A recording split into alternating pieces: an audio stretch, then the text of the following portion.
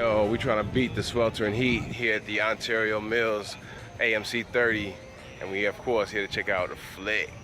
Let's get in there, y'all. It's hot. It's hot. Oh yeah, it's a scorcher here in Southern California. Got a little scratch in my head and everything, but that's all right. We gonna get through it, and we gonna peep out Uncle Drew. Kyrie Irving is serving up some young cats because he's all in makeup, pretending like he's old vet, retired baller from the streets, and he's getting his chance to serve up some young cats. So let's go check out this tale of Uncle Drew. Got the cat from Get Out. What's his name? Little Rel, I guess. You know what I mean? Yeah, Little Rel, and you got Shaq in it. You got Lisa Leslie. Got a host of well-known basketball figures up in this film. So let's go check it out. We're gonna get a few laughs here this Tuesday afternoon and beat this heat. Yo, Uncle Drew, yeah. Here we go, y'all. Uncle Drew. Without further ado, let's get in there, y'all. Step up to the star status you deserve and see up to 3 movies every week. See any movie at more than 600 AMC theaters nationwide. His name, Uncle Drew. Yo, he's the coach of the year. Dax is here, baby. I'll be the rocking chair. Just leave a message over there for you to chair. Oh, man. When you get a chance, give me a call. Yeah, right. Tiffany had it. Oh, man. Uncle Drew was... Uncle Drew was...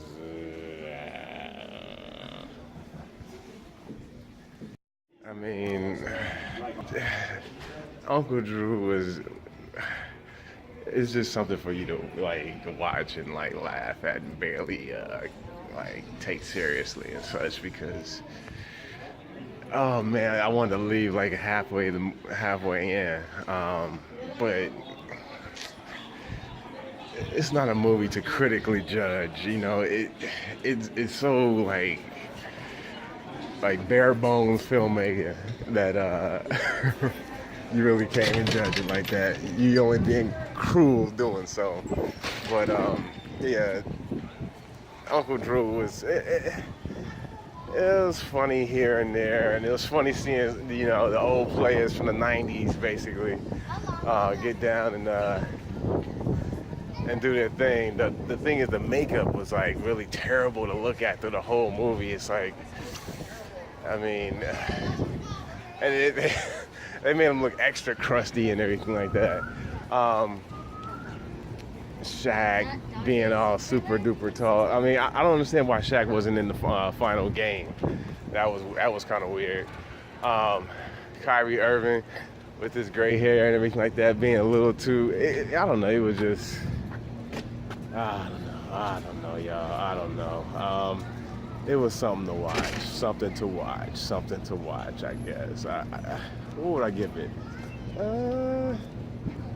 I may not even really review this because it's not really one of those type of movies to review like that. But, hey, Uncle Drew, it was funny enough. The people in the crowd and the audience, they were laughing. They had a good enough time. But as far as, I'm so glad I didn't pay for it. Good job, AMC A-list. I didn't want to pay for this because it's been a waste of money. But it is what it is. Uncle Drew, there you go. I like Lisa Leslie. When I was watching it, I noticed about Lisa Leslie. I was like, she's actually pretty good in this as an actress, and she should get some more roles, like just being Lisa Leslie. Not being Lisa Leslie, but just, yeah, I give her another try.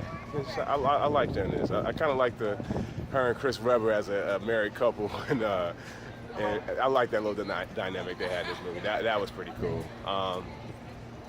So yeah, Uncle Drew, y'all. Who else was in here?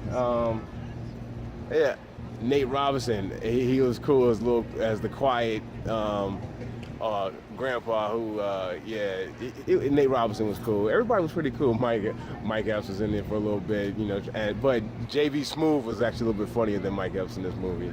Well, I don't know I don't know who this dude is, but he was actually pretty funny and everything like that. But I don't know, Uncle Drew, y'all. Y'all go check it out if y'all want to.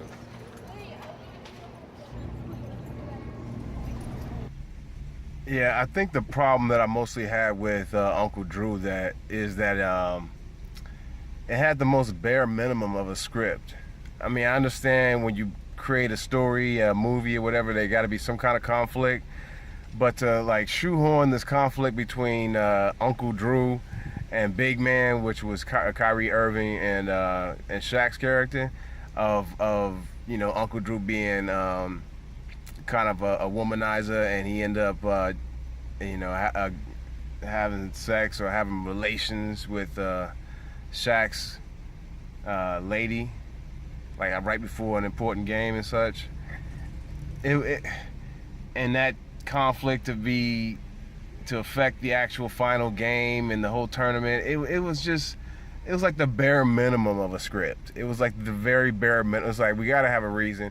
I mean, this movie, it shouldn't have been a movie. This even shouldn't have been a movie. It should have remained as the skit that it was originally was. It was just cats, getting done up in makeup and surprising people on the basketball court, thinking that it's just an old man, but he ended up like balling out of control, and like these cats couldn't believe it.